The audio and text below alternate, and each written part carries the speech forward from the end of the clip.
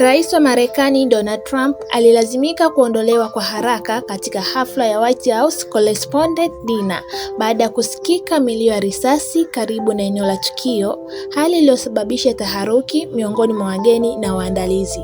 Kwa mujibu wa taarifa kutoka vyombo vya habari vya kimataifa, vikosi vya usalama vilichukua hatua za dharura na kumtoa rais huyo pamoja na viongozi wengine wakuu, akiwemo makamu wa rais JD Vance, kwa lengo la kuhakikisha usalama wao. Taarifa za awali zinaeleza kuwa hakuna kiongozi yeyote aliyejeruhiwa, huku Rais Trump akiripotiwa kuwa salama. Baada ya tukio hilo, maafisa wa usalama waliimarisha ulinzi katika eneo la White House na kuanzisha uchunguzi wa kina ili kubaini chanzo cha milio hiyo ya risasi na kama kulikuwa na tishio la moja kwa moja. Hafla ya White House Correspondents' Dinner, ambayo kawaida hukutanisha viongozi wa serikali, waandishi wa habari na watu mashuhuri, ilisimamishwa kwa muda wakati hali ikiwekwa chini ya udhibiti. Tukio hili limeibua mjadala mkubwa kuhusu usalama wa viongozi wa juu nchini Marekani, huku mamlaka zikiahidi kutoa taarifa zaidi kadri ya uchunguzi unavyoendelea.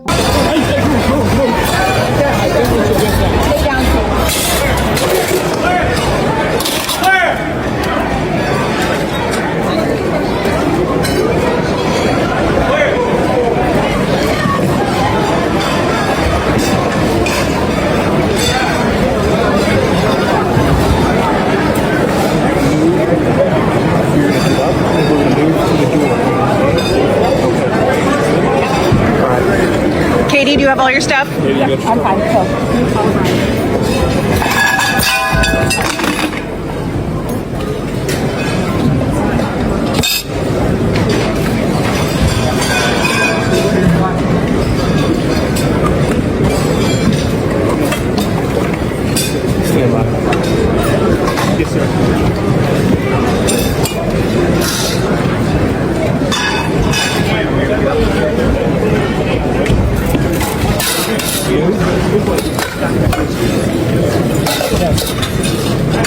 Go to your right. Go to your right.